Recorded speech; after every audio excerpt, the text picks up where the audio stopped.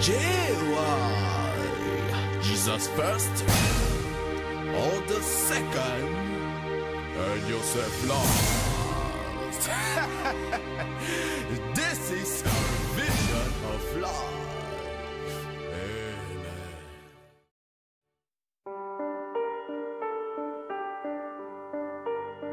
Amen. Les amis, Proverbe 14, verset 12. Vous notez s'il vous plaît. Écrivez Proverbe 14, verset 12. Il dit, telle voix paraît bonne à un homme, mais son issue, c'est la voie de la mort. Dans ce domaine du mariage, comme j'ai dit, c'est très très sensible et très très important. Vous voyez, j'ai tenu à ce qu'il soit relié à la destinée. Parce que Dieu a conçu des choses de cette manière-là. Donc si tu échoues ton mariage, je ne dis pas si tu divorces, parce que souvent, c'est ce que les gens s'arrêtent là. Le but, c'est que tu puisses réussir et réussir brillamment. Alors, si tu ne réussis pas ton mariage, ta destinée est en ballottage. Il est très, très difficile. On est dans le cadre de l'église, je n'utilise pas les mots impossibles, mais il est très difficile à quelqu'un qui a échoué son mariage de réussir sa destinée. Je ne parle pas de tous les apparences de succès dont les gens parlent, mais je parle de réussir sa destinée. Et quand on est jeune, ce verset est intéressant.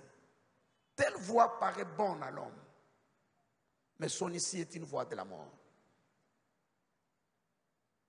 Regardez, je disais tout à l'heure aux conseillers conjugaux, je peux le répéter encore, nous étions de l'autre côté, qu'ailleurs, le cours du conseiller conjugal se paye, et ça se paye cher.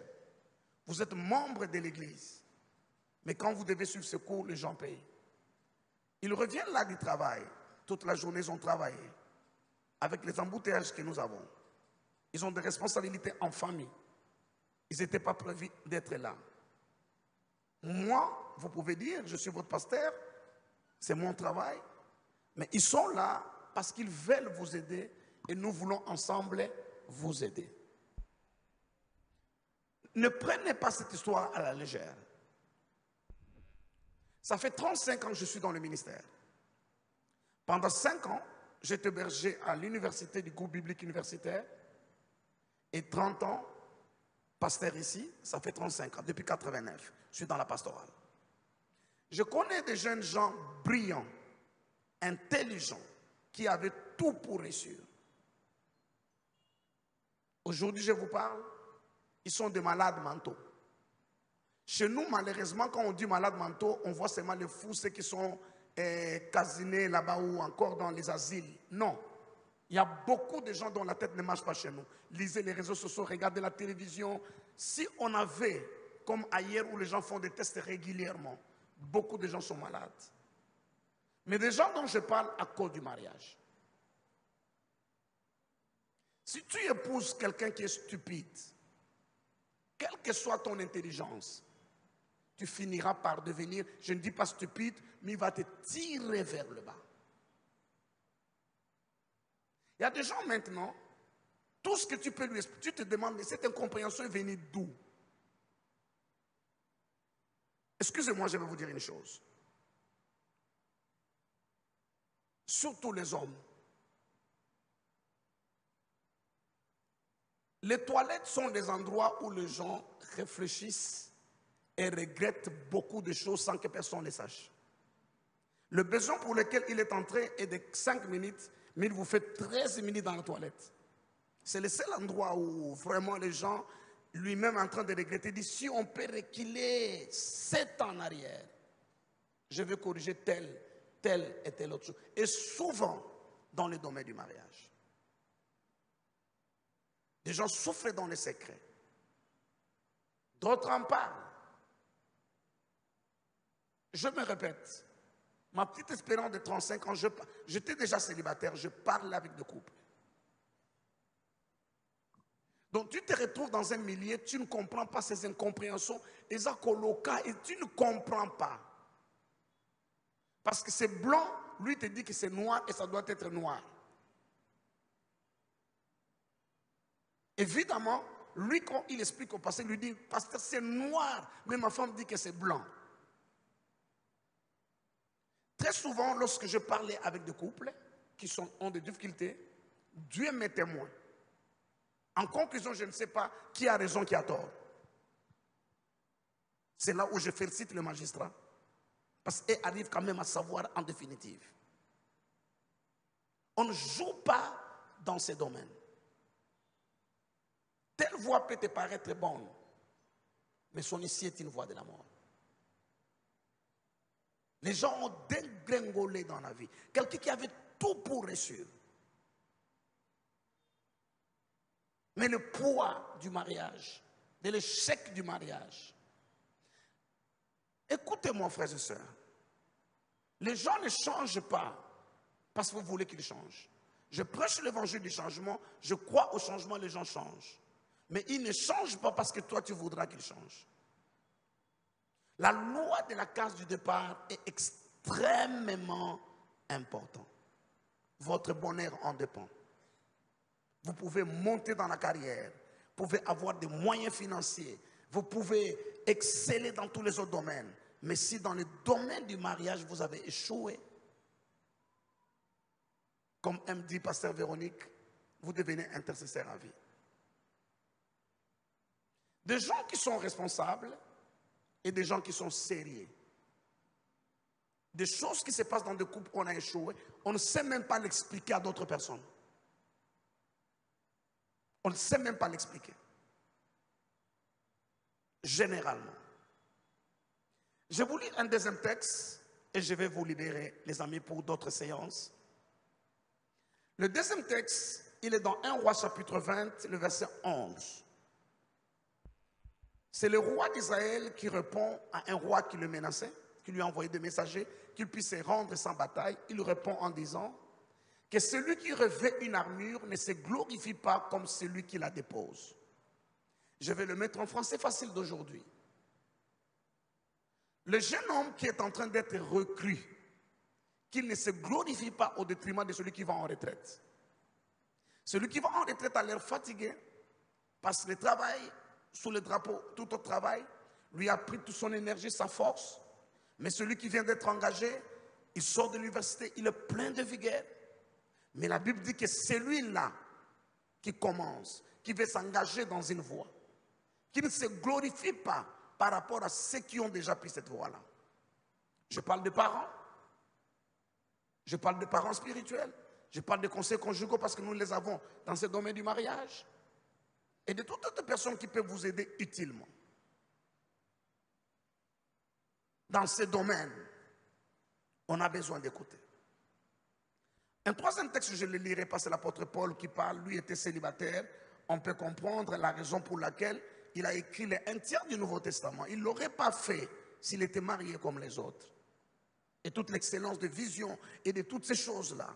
Il dit quelque chose de très important. Vous pouvez lire à la maison 1 Corinthiens 7, de 25 à 40. Il dit, celui qui n'est pas marié, il s'occupe des affaires du Seigneur. Tout ce qu'il fait, c'est pour plaire au Seigneur, c'est son cas. Il dit, mais celui qui est marié s'occupe des affaires du monde pour plaire, pour s'occuper de son conjoint. Pour s'occuper. Si tu découvres dans la maison qu'elle est folle ou qu'il est stupide, insensé, tu devras t'occuper de lui. Les affaires du monde pour s'occuper. Donc ce chemin, ça demande l'accompagnement. Ça demande l'aide. Nous l'avons dit, Papa Samy l'a répété, ça ne me gêne pas de le répéter encore. Personne ne doit vous imposer un conjoint. Ni le pasteur, ni le serviteur de Dieu, ni même les parents, ni même le gouvernement. Personne. C'est votre responsabilité. Mais soyez humble, ouvrez les oreilles pour écouter, pour suivre. Parce que la plupart des gens qui veulent vous encadrer, vous aider, ont parcouru. Mes amis, laissez-moi vous dire, même celui qui a échoué dans son mariage, il a des choses à vous enseigner. Et d'ailleurs, il y a des choses que ne peuvent vous enseigner que des gens qui ont échoué. Ceux qui ont reçu ne connaissent pas. Il n'y a que des gens qui ont échoué. Soyez humbles, soyez attentifs. Laissez-vous encadrer. Ne dites pas, quand ça sera officiel, j'irai m'engager dans les structures de l'église, les counseling. Quand ça sera officiel, tu risques de t'engager alors qu'il est trop tard. Comme on dit, la messe est déjà dite. Mais si tu peux te laisser encadrer, aider, ça te fera énormément du bien. Ça, c'est le cri de mon cœur. Comme j'ai dit au début, tous les rapports qu'on nous donne des tribunaux là, c'est encore des gens qui sont censés, qui savent que moi, Nabatunabala, qui est devant l'État, je dois. Combien ne sont pas allés devant l'État? Cela ne revient pas pour le divorce. Maman, mamie, ceux qui n'ont pas fait le mariage civil, est-ce qu'ils vont là-bas pour le divorce? Ils ne viennent pas. Parce qu'ils n'ont pas été devant l'État. Et combien en union libre? Mais je vous ai dit, tous ces chiffres-là, ce n'est que la partie invisible de l'iceberg. On n'acclame pas quelqu'un qui échoue, qui souffre dans le mariage pour accompagner mon thématique à la souka. Non, ce n'est pas ça la volonté de Dieu. La volonté de Dieu, c'est que le mariage soit ce reste de paradis. Effectivement, ça peut l'être lorsque nous suivons les instructions et les conseils de Dieu, ça nous aidera à réussir. Le mariage, je termine par là,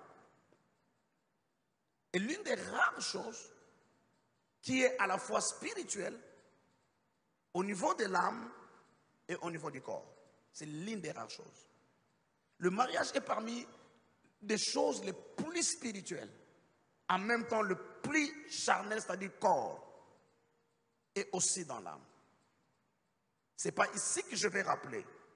La seule institution, en fait pas la seule, la première institution que Dieu a établie, ce n'est pas le pouvoir public. Le pouvoir public vient après l'alliance de Noé, Genèse 9. Ce n'est même pas l'Église, ni Israël comme symbole, c'est dans Exode. L'Église est née dans Actes des Apôtres. La première institution que Dieu a mis en place au Jardin d'Éden, c'est le mariage.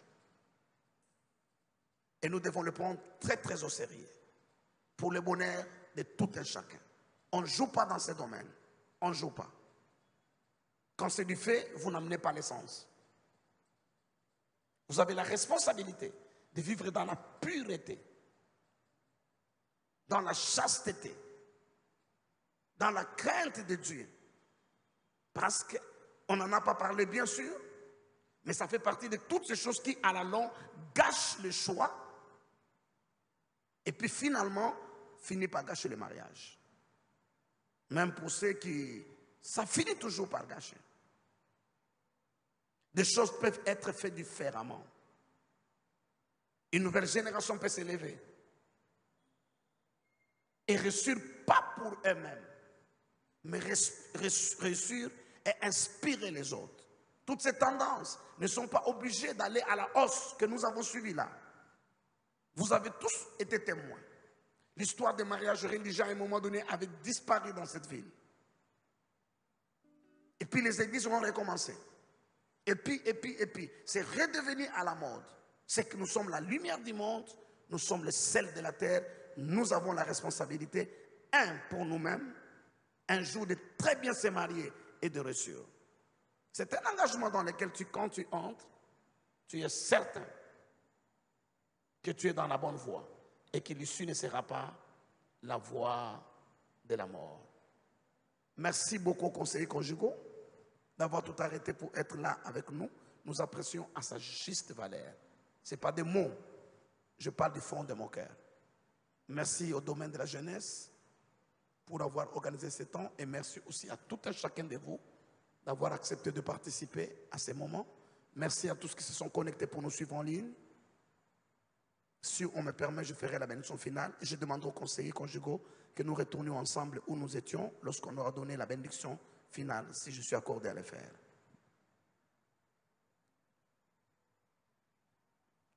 Vous pouvez rester assis, je vais prier. Maître des cieux et la terre, Père de notre Seigneur Jésus et notre Père, nous voulons prier pour ces milliers de jeunes gens et de jeunes filles qui ont répondu à cette convocation solennelle. Que ta grâce soit sur tout un chacun. Ceux qui s'étaient déjà engagés sur la voie dont l'issue est la mort, que la délivrance arrive. Ta grâce surabonde.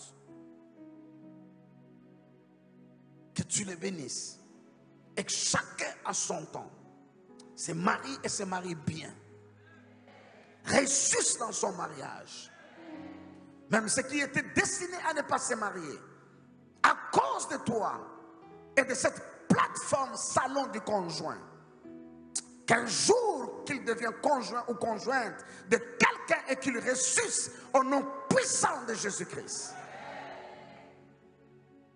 Ta grâce et ta protection sur nos familles. Au nom puissant et glorieux de Jésus, nous avons ainsi prié. Amen. Merci.